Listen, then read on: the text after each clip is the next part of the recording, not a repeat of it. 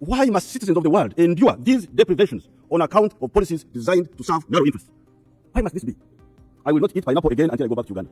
Hello, YouTube viewers. Ever wondered about the surprising differences in the taste of pineapples around the world? Well, I recently had quite an experience with a pineapple in London. Trust me, it was hard and less sweet, with a strangely pungent taste.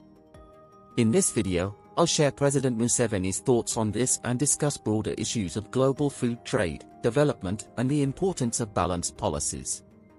But before we dive in, make sure to hit that subscribe button and join our community. Let's explore the diverse flavors of the world together. Now, let's get into it. Whenever I travel abroad, I pack my own Ugandan foods. Milk, millet flour, fruits, legumes, chicken, honey, and plantain bananas. Call my talk in our language. The other day, my pineapple stocks ran out, and my staff bought pineapples from a supermarket in UK when I was coming here. I just took one slice and terminated the whole exercise at once. First of all, the pineapple is hard. I've never seen a hard pineapple until I saw the one in London. It is less sweet and has got an ammonia-like pungent taste. I had the same experience in Washington once. They brought something they called pineapple. I couldn't believe it. Why must citizens of the world endure these deprivations on account of policies designed to serve narrow interests? Why must this be? I will not eat pineapple again until I go back to Uganda.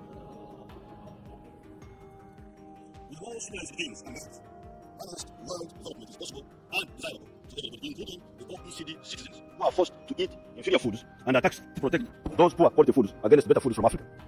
The world, therefore, needs to encourage these positive trends in Africa by opening up their markets on a quota-free, tariff-free basis.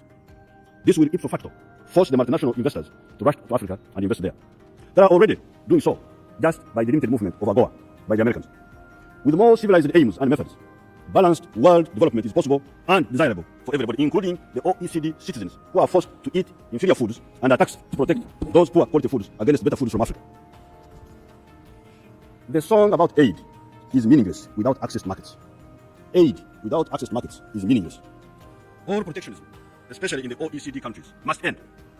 Subsidies to farmers of Europe must end if we are talking of a global village of symbiosis, not parasitism.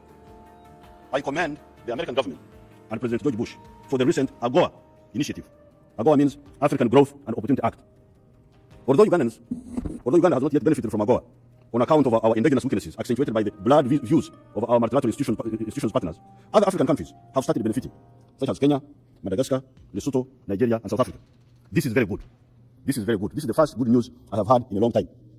The AGOA, the African Growth Opportunity Act, enunciated by the American government. The Americans are, at last, beginning to address their image as non-parasitic global villagers. The Europeans must catch up with the Americans in rubbing off this uncomplimentary label. Although they have talked about everything but guns going into the European market from Africa, they are still giving subsidies to artificial farmers in Europe. This distorts the trade in agricultural products. As a consequence, out of the United States dollars, 1.2 trillion, that is the value of the global trade in agricultural products, Africa gets on about US dollars 20 billion, if you include the results of the AGOA recently, which is about 2% of the total. So out of the total value of trade in agriculture, Africa gets only 2%. At the same time, the OECD countries are spending United States dollars 361 billion subsidizing artificial farmers of those countries. Yet, these are the countries that evangelize in the name of free trade. The preachers of free trade are practicing incredibly expensive protectionism. What a paradox, which is also unfortunate. These double standards must end. Africa has now removed some of the old impediments, some of the old indigenous factors, private investment. The sanctity of the private property is now almost a universal concept in Africa. Nationalization of private enterprise is no more. Some of the African countries have got a consistently stable macroeconomic framework. Inflation in Uganda now is minus 0.03% as I speak today. The African currencies are now convertible. A large part of Africa is very peaceful, infrastructure is reasonable, and democracy is widely practiced in Africa today.